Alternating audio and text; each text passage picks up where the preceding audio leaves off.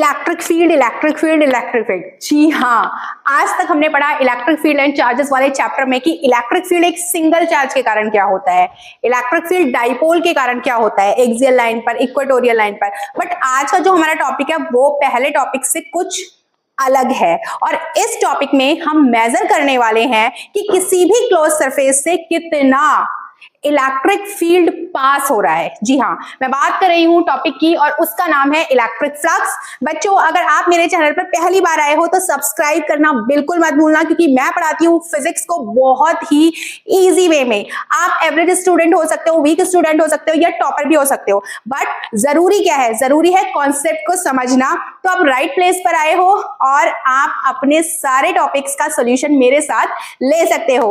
आपने दोस्तों को भी मेरी वीडियो शेयर कर सकते हो। तो चलो शुरू करते हैं इलेक्ट्रिक फ्लक्स। इमेजिन करो कि तुम्हारे हाथ में एक टॉर्च है, ठीक है, ये टॉर्च है और तुम्हें किसी एरिया पर ये टॉर्च डालनी है। तो होगा क्या कि अगर आप उसको कुछ इस तरीके से बिल्कुल सीधा रखोगे, ठीक है, उस एरिया की डायरेक्शन में, तो होगा क्या कि सारी की सारी लाइट उस एरिया पर पड़ेगी। बट अगर आप उसका कुछ एंगल बना दोगे, वो एरिया इधर है बट टॉर्च का एंगल इधर है, तो आप देखोगे कि कुछ ही लाइट उस सरफेस पर पड़ रही है। बट अगर आप उसको बिल्कुल 90 डिग्री पे घुमा दोगे, आप टॉर्च का सरफेस इधर कर दोगे और एरिया उधर है, तो 90 डिग्री पे कुछ भी लाइट सरफेस पर नहीं पड़ेगी। सेम होता है हमारा इलेक्ट्रिक फ्लक्स।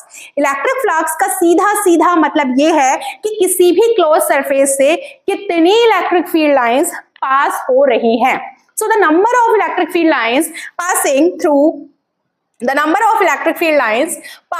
ठीक है, through a surface. Simple, very simple. The number of electric field lines passing through a surface is called electric flux. अब इसको शो कैसे करोगे? इलेक्ट्रिक फील्ड को हम E से शो कर रहे हैं, तो फ्लक्स को हम शो करते हैं, एक सिंबल होता है phi. This is a Greek letter and you all should be familiar to phi.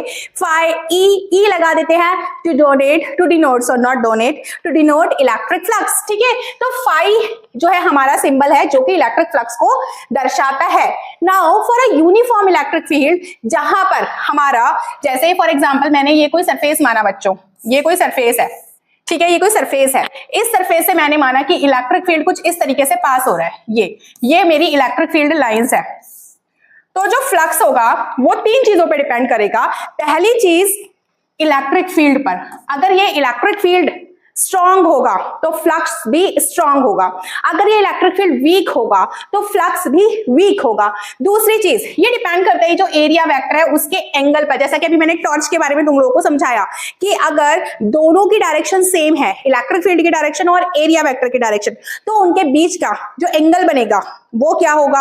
अगर मैंने उसको टिल्ट किया तो एंगल क्या होगा, और अगर मैंने उसे परपेंडिकुलर किया तो एंगल क्या होगा। यानी कि फ्लक्स, पहली चीज मैंने तुम्हें बताई, इलेक्ट्रिक फ्लक्स डिपेंड करता है किस पर, ई पर। दूसरी चीज मैं तो बता रही हूँ डिपेंड करता है कॉस थीटा पर।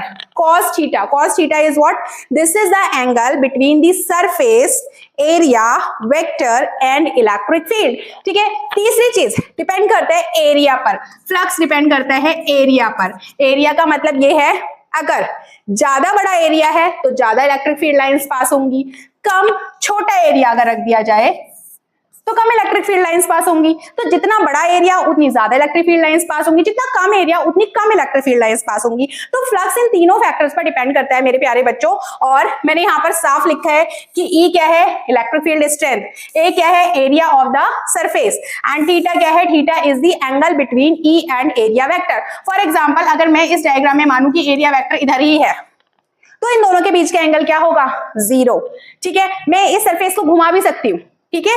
तो बहुत सारे केसेस हो सकते हैं। अब एरिया वेक्टर जो है वो हमेशा क्या होना चाहिए, परपेंडिकुलर होना चाहिए, क्योंकि हमारा फ्लक्स उतना ही पास होगा जो परपेंडिकुलर सरफेस से आएगा। समझ रहे हो मेरी बात को? मतलब पानी है और बाल्टी, नदी में पानी आ रहा है और बाल्टी तुमने बिल्कुल सीधी रखी तो ज्यादा पानी आएगा, बाल्टी जल्दी भर जाएगी। और पानी ऐसे आ रहा है, आपने बाल्टी को थोड़ा सा एंगल पे घुमा दिया तो कम पानी भरेगा बाल्टी में, पानी ऐसे आ रहा है और आपने उसको 90 डिग्री पे करते तो बिल्कुल भी पानी नहीं भरेगा। मतलब theta is the main part. समझ रहे हो? किस एंगल पे आप फ्लक्स नापने जा रहे हो, क्या एंगल है इलेक्ट्रिक फील्ड का और सरफेस एरिया वेक्टर का, it plays a very very major role. बच्चों इतना समझ में आ रहा है? ठीक है, तो डायरेक्शन क्या होनी चाहिए एरिया वेक्टर की, वो होनी चाहिए नॉर्मल टू द सरफेस, और जो मैग्नीट्यूड है किसका, एरिया वेक्टर का, वो होना चाहिए। मैग्नीट्यूड का मतलब जैसे ये कोई रेक्टेंगल है, मान लो रेक्टेंगुलर सरफेस है, मान लो स्क्वायर सरफेस है, तो उसी का तो एरिया लोगे ना। मतलब रेक्टेंगल है तो लेंथ इनटू ब्रेड्थ करके आप मैग्नीट्यूड निकालोगे एरिया का, सर्कल है तो सर्कल का एरिया का फॉर्मूला लगाओगे। ठीक है, तो जैसा भी शेप होगा उसके हिसाब से हम जो है उसका एरिया कैलकुलेट कर लेंगे। और थीटा जो मैंने अभी आपको बताया, it is a major between electric field and area vector. समझ में आया? इतना समझ में आया? चलो जल्दी जल्दी बता दो। अब देखो यहाँ पर स्पेशल केस क्या है, मैंने अभी तुमको बताया कि ये हमारा सरफेस है और ये हमारा इलेक्ट्रिक फील्ड है। तो देखो इलेक्ट्रिक फील्ड की डायरेक्शन इधर, सरफेस एरिया की डायरेक्शन भी इधर, दोनों की डायरेक्शन सेम, तो दोनों के बीच में एंगल कितना बनेगा, थीटा बराबर 0 डिग्री।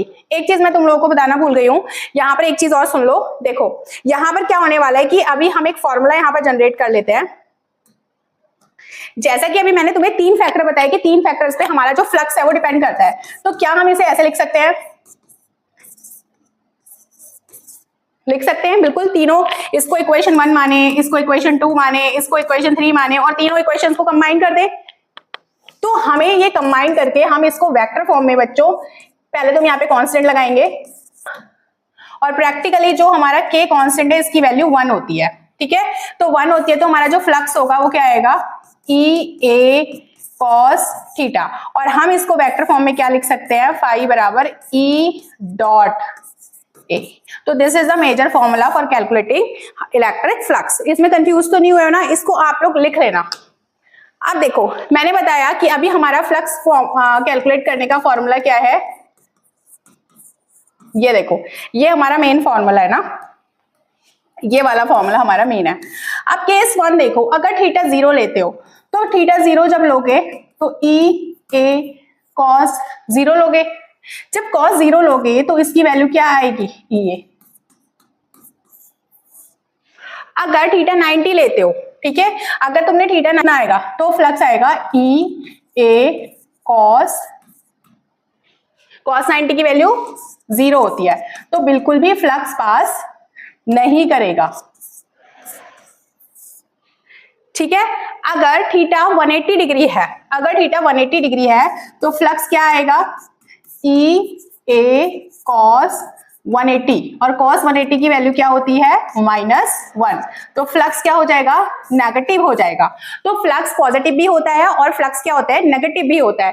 ठीक है, डिपेंड करता है इन दोनों के ओरिएंटेशन पर। ठीक है, दोनों एक दूसरे के पैरेलल रखे हैं तो मैक्सिमम फ्लक्स, दो एक इधर और एक ऊपर रखा है तो 0 फ्लक्स। ठीक है, और टिल्ट करके 180 का एंगल बना रहे एनी हाउ तो नेगेटिव में फ्लक्स। तो यहां पर positive flux, negative flux, 0 flux. ये पॉजिटिव फ्लक्स का मतलब है कि कितनी लाइंस एंटर कर रही हैं, और नेगेटिव का मतलब है लीव कर रही हैं। ठीक है, और 0 फ्लक्स का मतलब ये है कि सरफेस में टोटल जो लाइंस है लाइक लीव करने वाली, एंटर करने वाली, उनका सम। तो इस तरीके से, और हम इसकी यूनिट कैसे निकाल सकते हैं बच्चों, हमारे पास फ्लक्स का फॉर्मूला क्या है, ई ए। ठीक है, तो ई क्या होता है, एफ ओवर क्यू होता है। ठीक है, और यहाँ पर हमारा ये क्या हुआ, न्यूटन पर कूलम, और एरिया क्या होता है हमारा, मीटर स्क्वायर। तो हम इसे क्या लिख सकते हैं, वी कैन राइट, ओहो, so how we can write Newton meter square per coulomb. So this is the unit to measure electric flux. Now इस लेक्चर में मैंने आपको क्या क्या की पॉइंट्स बताए और क्या क्या आप लोगों को याद रखना है। सबसे इंपॉर्टेंट चीज आपको याद रखनी है कि इलेक्ट्रिक फ्लक्स एक स्केलर क्वांटिटी होती है, एक स्केलर क्वांटिटी होती है, क्योंकि ये प्लस भी होता है, ये माइनस भी होता है, तो ये स्केलर क्वांटिटी है। ये किस किस चीज पर डिपेंड करता है, क्योंकि हमने फ्लक्स का फॉर्मूला पढ़ा है, तो फ्लक्स किस किस चीज पे डिपेंड करता है, इलेक्ट्रिक फील्ड पे, फ्लक्स डिपेंड करता है एरिया पर, फ्लक्स डिपेंड करता है ओरिएंटेशन पर। किसके ओरिएंटेशन पे डिपेंड करता है, क्लोज सरफेस और इलेक्ट्रिक फील्ड के ओरिएंटेशन पे, मतलब उनके बीच के एंगल पे। तो ये था हमारा फ्लक्स पर पूरा टॉपिक। इस पे कुछ न्यूमेरिकल्स भी आ जाते हैं।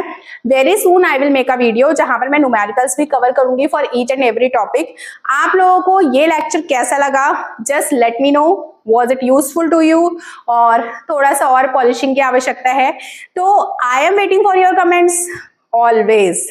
ठीक है, तो मैं अपनी ड्यूटी कर रही हूँ, आप लोग भी अपनी ड्यूटी करो और फ्लक्स को अच्छे से पढ़ो। ठीक है, फ्लक्स को अच्छे से पढ़ो, तभी आप गॉस थ्योरम और गॉस लॉ को अच्छे से समझ पाओगे। ठीक है, और उसको इससे रिलेट कर पाओगे। अगर अच्छे से नहीं पढ़ोगे तो फिर फ्लक्स को समझोगे ही नहीं। गॉस थ्योरम के एप्लीकेशंस को कैसे करोगे, तो ऑलमोस्ट मैंने आधा चैप्टर करा दिया है तुमको, और बहुत प्यार से कराया है, इसलिए तुम्हारे प्यार की भी आवश्यकता है। ठीक है, अपना थोड़ा प्यार इधर भी दो और चैनल को सब्सक्राइब करो फटाफट से। ठीक है, दीपाली मैम को भूला मत करो। तो मिलते हैं अगली वीडियो में, तब तक के लिए बाय बाय, टेक केयर।